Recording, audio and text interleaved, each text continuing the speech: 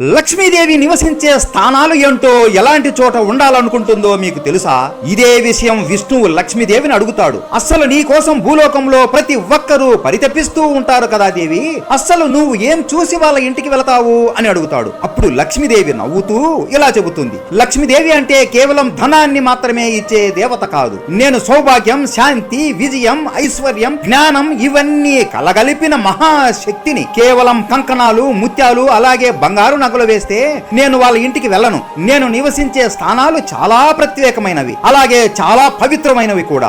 ఎక్కడైతే ఇల్లు శుభ్రంగా ఉంటుందో, ఎక్కడైతే రోజు ఉదయమే గోవిందనామం వినిపిస్తుందో, ఎక్కడైతే భక్తితో దీపారాధన జరుగుతుందో, ఎక్కడైతే వృద్ధులను గౌరవిస్తారో, ఎక్కడైతే అన్నదానం జరుగుతుందో, ఎక్కడైతే గోమాతని పూజిస్తారో, ఎక్కడైతే జంతువులను హింసించకుండా ఉంటారో, ఎక్కడైతే భార్యాభర్తలు గొడవ పడకుండా ఉంటారో, అలాంటి చోటికే నా అంతట నేనే వాళ్ళు పిలవకపోయినా వెతుక్కుంటూ వెళ్తాను స్వామి.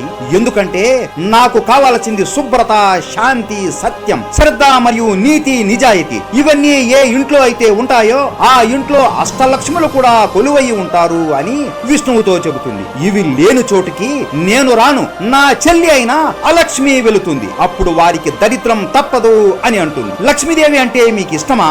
ఉంటే జై లక్ష్మీదేవి అని కామెంట్ చేసి సబ్స్క్రైబ్ చేసుకోండి. జై లక్ష్మీదేవి.